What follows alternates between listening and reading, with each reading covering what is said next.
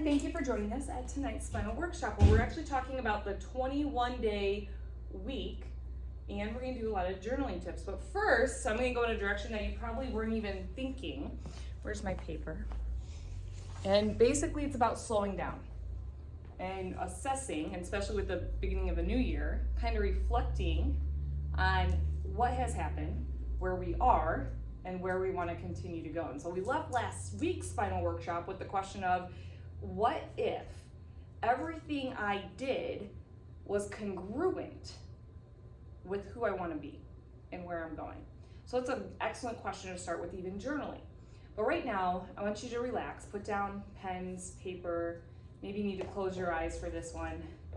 And I want you to imagine a brand new box of, like, the big can of raisins. Like, and if you're hungry for some raisins, a lot of us might open it up and grab a handful and then put a lot of raisins in our mouth, right? Then we might not chew, well, we might chew really fast, we might just swallow it, not really taste what's going on. So mindful eating is a thought, and it'll be a Spinal Workshop in the future too, or at least going with right eating and wrong eating. But that's not where we're going with this one. I want you to picture the raisin box. And you get a single raisin and set it down in front of you. And then stop. Resist the temptation to grab a handful of raisins and stuff them into your mouth. Next, imagine you are completely new to the planet Earth, without experience with any foods this planet has to offer. Without experience, you are relieved of judgment, fear, or expectation, as everything is new. Breathe deeply for a few moments and relax. Observe the raisin and then pick it up with your fingers. Feel the weight of the raisin in your fingers. Examine the raisin's surface. Really look at it for the first time at this strange object. Its crannies, its wrinkles, its color, its shape. Smell the raisin. What do you notice about how you react?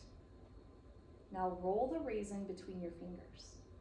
Hold it close to your ear and listen to hear what sound it makes when you do this. Notice any stickiness? What you're feeling about the raisin, like internally, what are you feeling about this raisin? What are you noticing about your reaction? Place the raisin between your lips and simply hold it there for a few seconds. What do you notice is happening inside you, inside your body and your thoughts? Let the raisin roll between your lips and into your mouth, but do not chew it yet. Roll it around with your tongue. Do you notice any taste? Are you salivating? What do you notice that you want to do? All right, now bite down, just once. What do you notice as you do this? Slowly begin to chew the raisin and notice what sensations and thoughts each bite brings. Chew the raisin until it becomes completely liquid before you swallow it. Now, swallow, and after swallowing, close your eyes for a few moments and notice what you have experienced. Now, I got this from an article called How Adding Mindful Eating to Your Intermittent Fasting Routine Can Exponentially Benefit Your Practice by Dr. Ellen Britt, and the page keeps going on. So it's not mine, but I thought it was an excellent example of slowing down and noticing our environment and what that causes us to do. Because in a world of chaos, we are only responsible for our own selves and our reactions. We only can change ourselves. It's one of the favorite quotes by Mother Teresa. If you want to change the world, go home and be with your family. Like, what great thoughts. So as we get into journaling and breaking things down, what my goal for tonight's workshop is to slow that far down, or at least challenge you to do that. We're only stuck with 30 minutes here today. but I'll give you the tools in which you can slow down enough to reflect on your life, figure out what you want to do, and then move forward with it, hopefully, or at least ask the right questions that get you into the right line of thinking. So the first thing I want to go over is parts of our life. We've done this in a spinal workshop before. You can Google life wheel, and there are multiple forms of life wheels, but the majority have 7 parts. One of them, financial. Actually, I'm going to list them a different way. You can put them in a wheel if you want to, but for the purpose of this, financial. I wish I could spell tonight. Physical.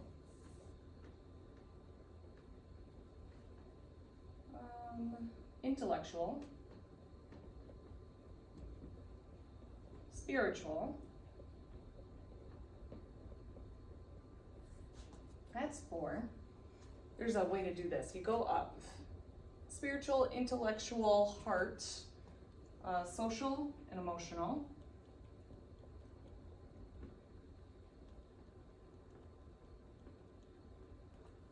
To another P1, professional.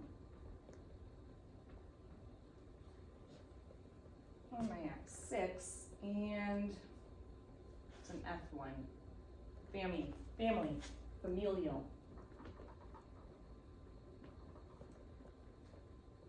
So those are a general census of how we break down 7 areas or categories of our lives. But then as we journal, we can break down how much time we spend in each of those currently. We can rate them on a scale of 1 to 10, 10 being I'm amazing at where I want to be with finances or my physical workouts or my intellectual if I'm learning on a constant basis. Where's my relationship spiritually?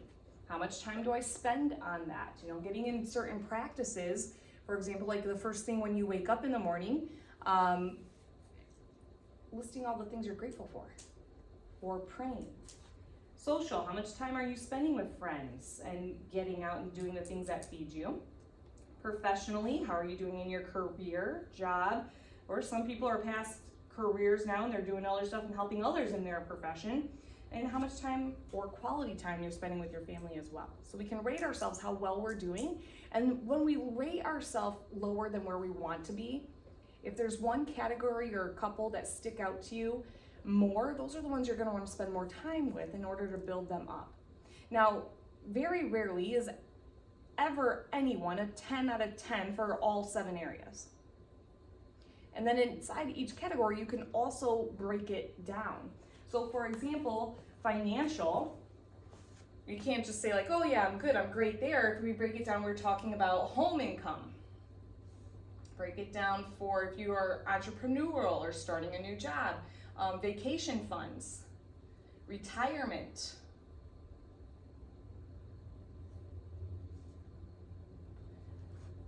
All of these get broken down quite a bit. Physically, you can break it down to heart, stretching. I highly recommend yoga. Even someone who is physically active or not physically active, I do believe that the average person should be spending 30 to 45 minutes a day in stretching.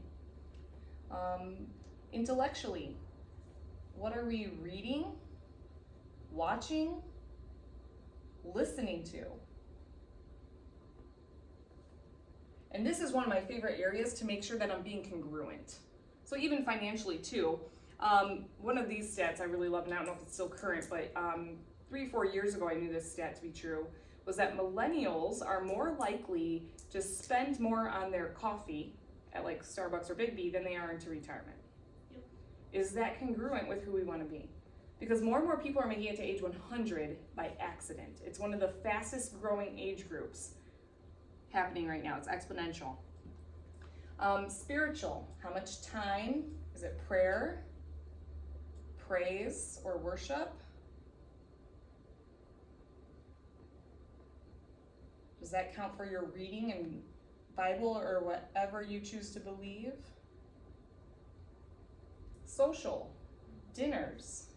In financial, this also having an income or budget set aside, budgets, that's a good word, for social and entertainment, dinners, entertainments. This doesn't necessarily mean, oh, I don't want to hang out with friends or anything. Could be about you going out, movies, theaters, bowling, professional. How are you doing there? Are you spending extra time helping yourself or helping even your boss? You know, a lot of times people feel like they're just stuck in a dead-end job. So they go through the motions, but then it actually drains part of our life cycle. And what we do in one thing typically overspills into how we do other things too. So if we're feeling like we're not in a great position of professionalism, we tend to see these other places drop as well. And it goes the same way. If we're not spending the right things financially, it might mean that I don't feel like working out anymore. You know, and it spills over into other areas. Familial, time, dinners. Here's another fun stat that I know off the top of my head. Actually, it's probably wrong, but there's a large percentage of family dinners, even just once a week, makes a huge difference. So I was talking to my friend who's a counselor, and she loves and focuses on addiction. And she says, whatever seminar she was going to, we were having lunch afterwards, she's going, did you know that, I'm pretty sure I got the stat right, but it's close, you can go look it up, fact check me on this one, is that 80% of people who are addicted to something never had family dinners, or I could have that wrong. It's something like those families that had dinners at least together once a week had 80% less addiction qualities than those that did. It's the second version the way I said it.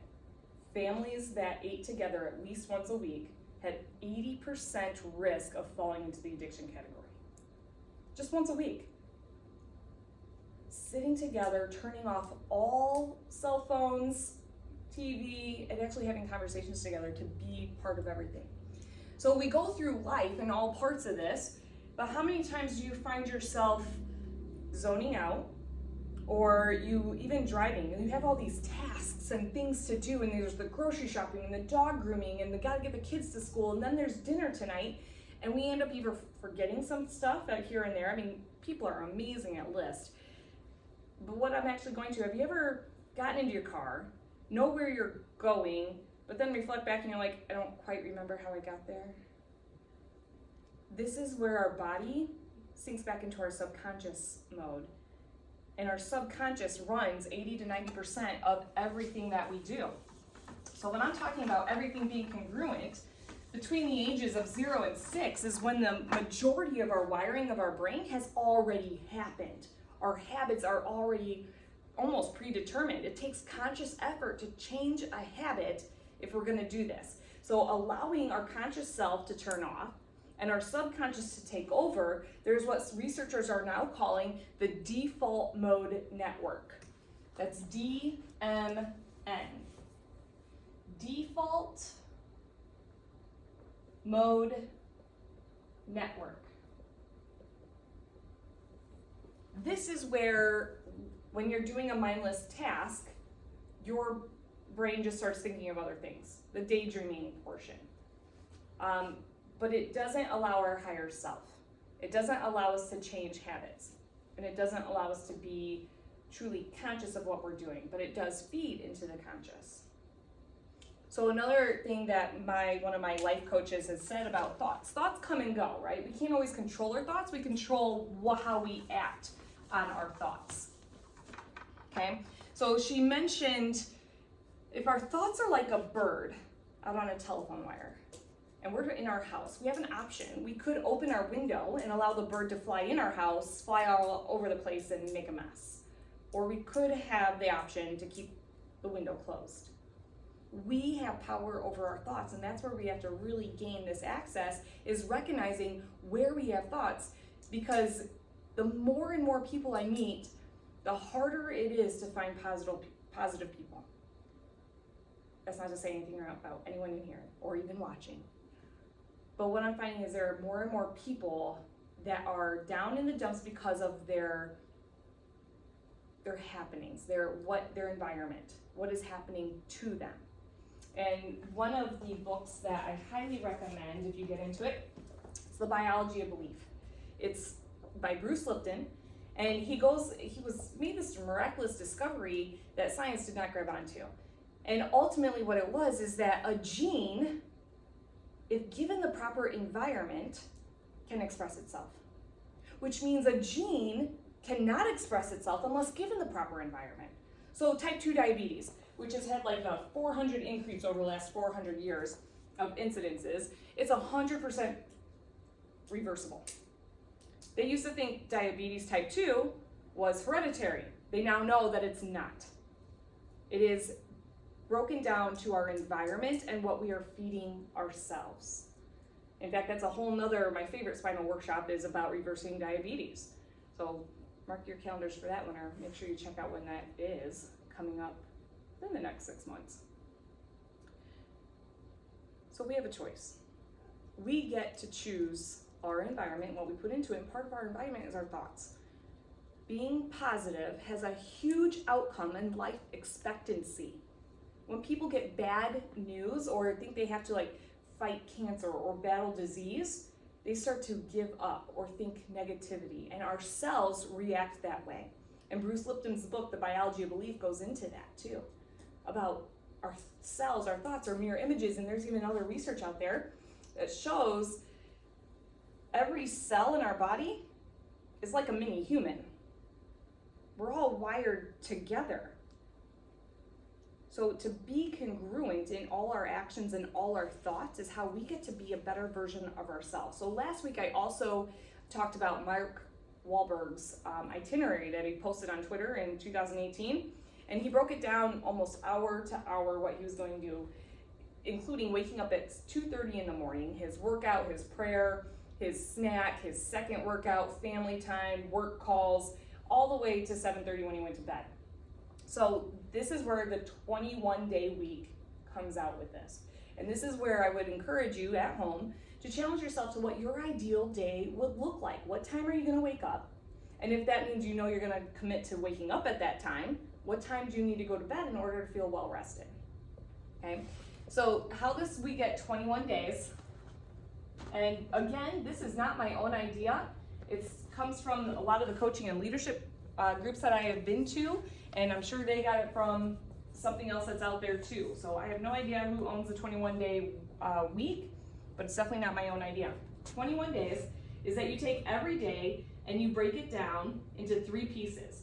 There's the me portion, there's the them, and then there's the us. Me is my morning time. It's what I choose to do and how I prepare myself for my best day so that I can serve other people. It's the airplane talk, right? If the masks fall on the airplane, the cabin pressure drops, put the mask on yourself first so you can help more people rather than helping other people first, because then you're useless after a certain amount of time, probably about 4 or 5 minutes. So my morning rituals, me in particular, I start with what's called gas cards. We can talk about those on another one. It's where I list what I'm grateful for, the actions I'm going to take that day, and how I'm going to set someone else up for success. Then I do a workout. I get my coffee going. And then I read, usually something inspirational or something that I'm working on. This order may not be congruent to you. This is what I want you to journal on. What is congruent with you? In here, even though I list what I'm grateful for, a lot of people want to start more with godly things. They feed their spiritual part more when they start reading first or start with prayer. They wake up and before their feet even touch the ground, they start listing all the grateful things they have in their life. Because when we are grateful for things, it actually opens up the universe for us to receive more things to be grateful for. The them part, this is where we get to work. This is our service throughout the day. That's pretty broken down by your work schedule already. But what had to happen between my me time and getting to work was that I also had 2 kids to get ready, lunches to pack, 2 kids to drop off in 2 separate areas, plus the conference is coming up, making sure I have all that other stuff. So being prepared the night before and having, hopefully, some of you on someone else on your team, like a spouse or significant other, or include the kids in getting some of this stuff ready so it's not just all on yourself, in order to set yourself up for success and still show up with enough energy to keep serving everyone else. After work, then there's the drive home. What do you do on the drive home? Are you just listening to whatever comes on the radio? Are you choosing podcast? Are you listening to the audiobook that you consciously picked out? And then the us part is family time. And what are you doing during family time? Are you playing games on your phone? Are you scrolling through Facebook? Or really sit down and ask yourself, how can this time be better served together? Is it better served with a home-cooked meal and sitting down all together, asking kids questions? So you get to decide what all of this looks like. And then you live out 3 days in every one day, time-wise, serving each one and breaking down and making sure that you are congruent with all your actions to be the best version of yourself. Now, this takes practice. No one picks this up and is like, boom, I got it down. You have to revisit this probably monthly. And it usually takes 30 to 48 days to actually set a habit into motion. So start with just one thing. Don't try to grab all of this and think it's gonna work or be successful. Even the all or nothing people have to come revisit in order to figure out what is working and what isn't working. But you can keep a journal doing that too. So while I'm reading my coffee or reading, sometimes I will choose to journal. I usually journal about 3 to 4 times a week. And I'll spend a whole hour on Saturday mornings typically journaling. So I wanted to talk about journaling ideas because a lot of times people think of a journal and they're like, well, I just talk about my day or how they feel. And that's more like a diary. I'm talking about actually spending conscious time in journaling what you want. So the 5-minute journal technique also came from my leadership camps that I do. So before we go into this, I have a question. Tell me. Is me time just in the morning, or can it be like before? No, you can switch it around. Okay. It's usually that way because of who we need to serve first. But there are people I know that do their me time at night because the kids are in bed. Right. So that's when they start to work out. However, there is some science that shows working out at night increases your energy levels, which then creates problems with sleeping too. Right. So little things to work around on how your body reacts. But now if you've been someone that's working second shift or at night for X amount of times, your body might be flipped as well. So this whole thing is not, it's set in stone. It's not you have to do it this way.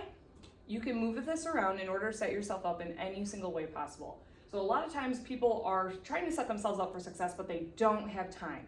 So if we set aside an impactful just 5 minutes to journal, this is what I would recommend doing. You're gonna set a timer for 1 minute and you're gonna repeat it 5 times. In the first minute, journal what you're grateful for. In the second minute, you're going to journal what brings you joy. In the third minute, your actions, usually what you're planning for that day, what you did accomplish maybe, or what you plan on accomplishing tomorrow if you are doing this at night. Number 4, or the 4th minute, oh, I had these all in my head. I know number 5 is soup. What that is set others up to prosper.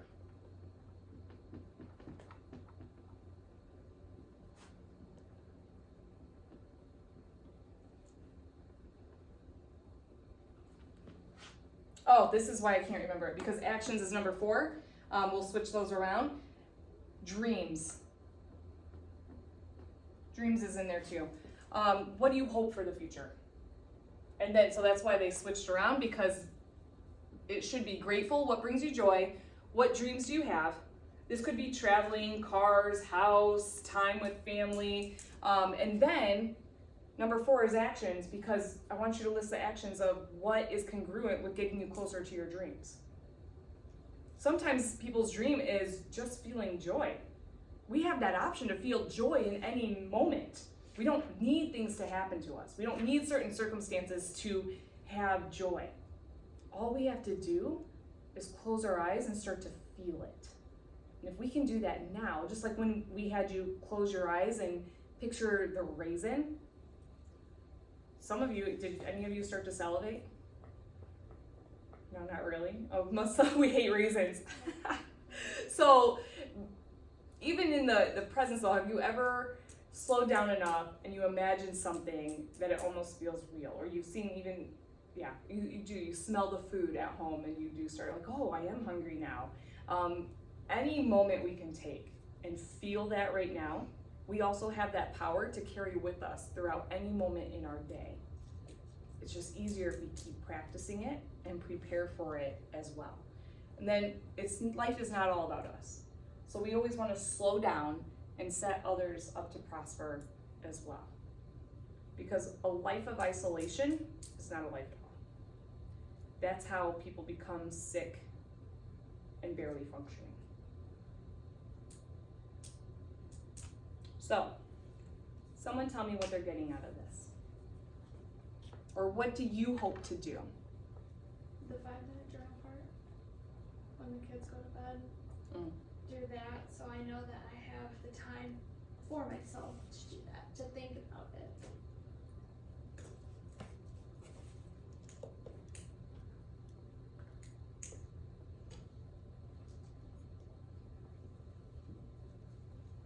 What I liked about the 5-minute journal, especially when I was just starting journaling, this got me started because I didn't know what to journal about or even to fill in some of these categories. But taking the time to just show up and ask myself got me thinking, because what we have to do on a regular basis is keep reinventing ourselves in order to show up and serve other people. But where does that energy come from? My belief is that it comes from inside of us. It comes from the thoughts we decide to act on. And it does come from being in positive environments that allow us to flourish, that allow us to grow, that challenge us to do something a little bit more so we can become more. But there's no purpose in really being a better version of yourself if you were the only person here. And I mean like on this earth. There's always a reason to keep going. There's always a reason that every single person is important. And we need each other to keep each other in that closeness. There's a lot of hate and a lot of anger in this world.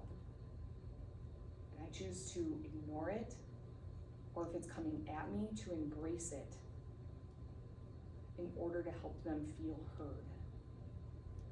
But I wouldn't be able to do that unless I've embraced the stuff that's going on inside myself. So that's my challenge for all of you, is that I know you're on paths to help people. And I know you're amazing at what you do. But making sure you're taking care of yourself in a world that hasn't really allowed us to take care of ourselves, or to look selfish for taking care of ourselves first, that's not true. Which also leads me to the last thing I want to close on. Limiting beliefs. So here's another project that you could journal on, and I'd recommend spending some time on this one. I want you to list out where you want to be. So that's your journal, number 1. Talk about your dreams. What do you want? Then list 20 to 40 things of all the reasons why you are not there. And all of those are your limiting beliefs. Read over the limiting beliefs. Slow down. Think about how each one makes you feel. And then in order to overcome it, you either need to change the energy around it, or go find some type of research or something in order to make you change your mind around it. So example, limiting belief, money doesn't grow on trees. How does that make you feel about money? like it's not available. Time equals money. Money can't buy you happiness. So in our dreams, we're talking about, hey, I'd be happy with this and I would like to experience this. Sometimes we need money to have those dreams. But if we're telling ourselves money can't buy us happiness, where's that actually leading us?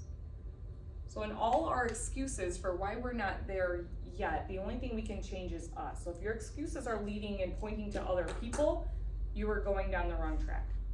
The only thing we can change is us and the thoughts that we have around who we want to be and where we want to go. We have the power to change our circumstances. Each single one of you are amazing people doing the right thing. So thank you so much for your time tonight and spending this time together in wanting to better ourselves, learn something new. And when we learn something new, whether it's from tonight or something else you've learned elsewhere, we want to implement it. Because knowledge without implementation tends to lead to depression.